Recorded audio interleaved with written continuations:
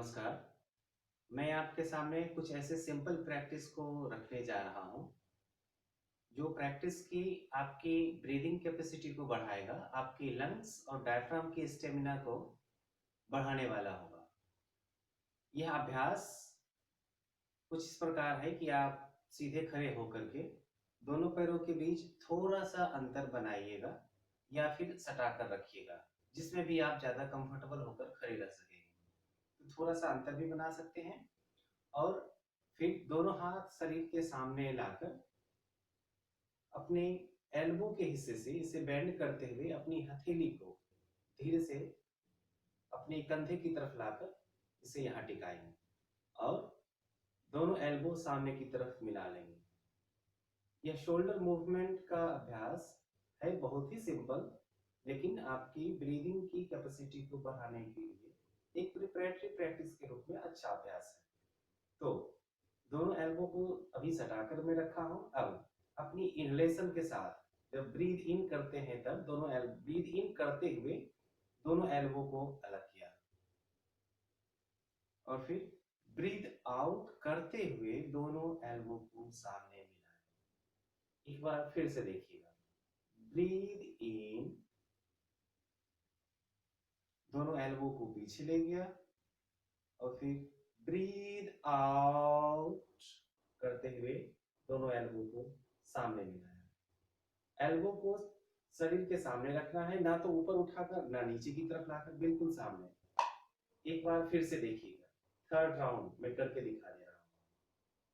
Inhalation breath के साथ श्वास लेते हुए मैं अपनी दोनों एल्बो को पीछे लेकर जा रहा हूं, श्वास लेने के क्रम में, और श्वास छोड़ते हुए दोनों एल्बो को सामने की तरफ मिलाया। तो यह अभ्यास अभी मैं मात्र 3 राउंड्स किया हूं। आप इस अभ्यास को 10 बार कीजिएगा अपनी गिनती के साथ। पूरी अवेयरनेस आपकी बनी रहे ब्रीदिंग और मूवमेंट, इस दोनों की सिंक्रोनाइजेशन के साथ। अब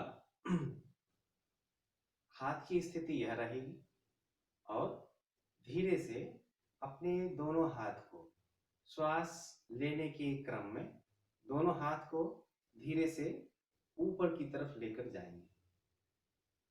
हाथ की हथेली दोनों आपस में सटी रहेगी। तो यह मैं श्वास लेते हुए ऊपर ले गया, फिर श्वास छोड़ते हुए नीचे की तरफ लाएंगे हथेली और इसे कंधे तक लाकर रखेंगे, एल्बो नीचे की तरफ शरीर से सट जाने देंगे। तो यह मैं श्वास छोड़ते हुए किया। फिर सेकेंड राउंड कर रहा हूं। श्वास लेते हुए जब हाथ ऊपर जा रहा है, श्वास भी अंदर आ रही है, फिर श्वास छोड़ते हुए दोनों हाथ धीरे से नीचे। यह सेकेंड राउंड पूरा हो। थर्ड राउंड, श्वास लेते हुए दोनों हाथ ऊपर, श्वास छोड़ते हुए धीरे से हाथ नीचे। तो 3 राउंड्स में इस अभ्यास को किया। इसे भी आपको 10 राउंड्स तक दोहराने हैं। अभ्यास भले ही बहुत सिंपल है, लेकिन इफेक्टिव है। अब आगे का जो अभ्यास है, उस अभ्यास का नाम है बंद हस्त उत्थान आसन। इस अभ्यास को करने के लिए आप अपने दोनों पैरों के बीच की दूरी बनाए रख सकते हैं, या दोनों पैर आप सटाकर अगर रखे हैं तो दोनों पैर की बीच की दूरी को थोड़ा सा बना लेते हैं। दोनों पैरों के बीच अंतर लाकर अपने लेफ्ट हैंड और राइट हैंड दोनों को सामने लाए, लेकिन लेफ्ट रिस्ट के ऊपर राइट रिस्ट को ला करके रखें और यहां से अपनी इनहेलेशन ब्रेथ के साथ श्वास लेने के क्रम में धीरे से दोनों हाथ को ऊपर उठाते हैं। नजर अभी सामने है, लेकिन जब हाथ ऊपर चली गई तब दृष्टि ऊपर हथेली की तरफ, और श्वास छोड़ते हुए दोनों हाथ एक दूसरे के पैरेलल, नजर ऊपर। फिर श्वास लेते हुए नजर ऊपर रखते हुए लेफ्ट रिस्ट के ऊपर राइट रिस्ट लाए और फिर श्वास छोड़ते हुए नीचे। फिर से देखिएगा। श्वास लेते हुए धीरे से दोनों हाथ ऊपर, नजर भी ऊपर, श्वास छोड़ते हुए नजर ऊपर रखते हुए दोनों हाथ को अलग किया, फिर श्वास लेते हुए अपनी लेफ्ट रिस्ट के ऊपर राइट रिस्ट लाए और फिर श्वास छोड़ते हुए हाथ जो जो नीचे आएगा दृष्टि सामने की तरफ आएगी। हाथ नीचे आएगा, नजर सामने जाएगी, लेकिन नीचे की तरफ सिर को नहीं झुकाएगा। 2 राउंड्स किया, तीसरा राउंड फिर से देखिएगा। श्वास लेने के क्रम में जैसे जैसे हाथ ऊपर जा रही है श्वास भी अंदर आता जाएगा। फिर नजर ऊपर आ गई, श्वास छोड़ते हुए दोनों हाथ को अलग किया, हाथ नीचे नहीं ले जाएंगे, कंधे के समानांतर पैरेलल। फिर श्वास लेते हुए नजर ऊपर रखते हुए अपनी लेफ्ट रिस्ट के ऊपर राइट रिस्ट लाए, फिर श्वास छोड़ते हुए नीचे, नजर सामने, गर्दन सामने की तरफ नहीं झुकाएंगे। जब हाथ नीचे आएगा गर्दन सामने की तरफ नहीं झुकाएंगे। 3 राउंड्स इस अभ्यास को किया हूं मैं। आप भी इस अभ्यास को 10 राउंड्स करेंगे। अभ्यास करने के समय आपको अपनी अभ्यास की गिनती रखनी है, अर्थात आपको अपनी अवेयरनेस बनाकर रखनी है, गिनती के ऊपर भी और मूवमेंट के ऊपर भी और ब्रीदिंग के ऊपर भी।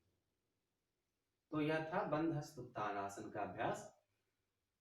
और अगला अभ्यास जो है उस अभ्यास का नाम है ताड़ासन का अभ्यास।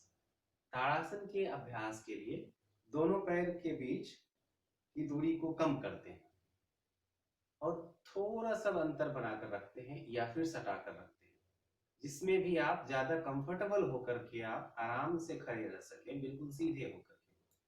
और इस स्थिति में आप शरीर के सामने अपने दोनों हाथ की हथेली को आपस में मिला लेंगे, फिर हथेली को जमीन की तरफ पलटकर श्वास लेते हुए हाथ को ऊपर ले गए, श्वास छोड़ते हुए हथेली के पिछले हिस्से को सिर पर लाकर रखें।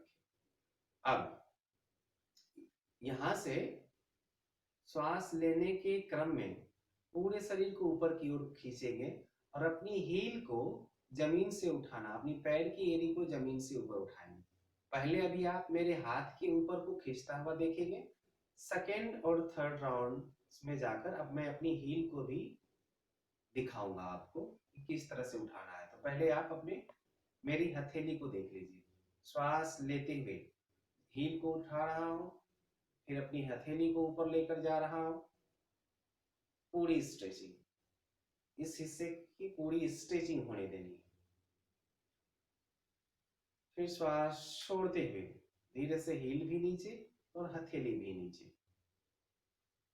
फिर से देखिएगा, साइमल्टेनियसली होना है, आपकी हील और आपकी हथेली को साइमल्टेनियसली ऊपर जाना है। जैसे जैसे आप अपने पैर के पंजे पर सामने से आते जाएंगे, श्वास लेते हुए हाथ को ऊपर खींच लिया, श्वास छोड़ते हुए धीरे से नीचे।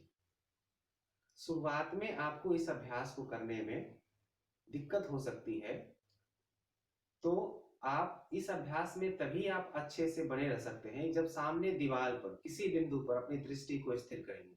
अब आप मेरे हील को देखिएगा कि कैसे मैं अपनी हील को अपनी शरीर के पिछले हिस्से की तरफ से मैं आपको दिखा दे रहा हूं। मेरे पैर के हील को देखिएगा, पैर की एड़ी को श्वास लेते हुए अपनी हथेली और हील एक साथ ऊपर लेके जा रहा हूं। नजर मेरी सामने बिंदु पर बनी हुई है। श्वास छोड़ते हुए अपनी हील और हथेली को एक साथ नीचे लेकर आए। तो इस अभ्यास को मैं अभी 3 राउंड्स किया हूं। आपको इस अभ्यास को कम से कम 7 राउंड्स और 10 राउंड्स तक इस अभ्यास को आप कर सकते हैं। हो सकता है कि आपको शुरुआत में कुछ दिनों 2 4 5 दिन तक आपके कंधे में कुछ विशेष खिंचाव हो, आप 7 राउंड्स ही करेंगे, फिर धीरे धीरे उसे बढ़ाकर 10 राउंड्स तक ले जाइएगा। अब इस अभ्यास के बाद जो अगला अभ्यास है उस अभ्यास का नाम है द्विकोण आसन। तो द्विकोण आसन के अभ्यास के लिए दोनों पैरों के बीच थोड़ा अंतर लाते हैं, लगभग 1.5 फीट का फासला। फिर दोनों हाथ की हथेली शरीर के पीछे लेकर के गए और दोनों हाथ बिल्कुल रिलैक्स रहे, इस बात का ख्याल रहे, और श्वास छोड़ते हुए शरीर को सामने की तरफ झुकाएंगे।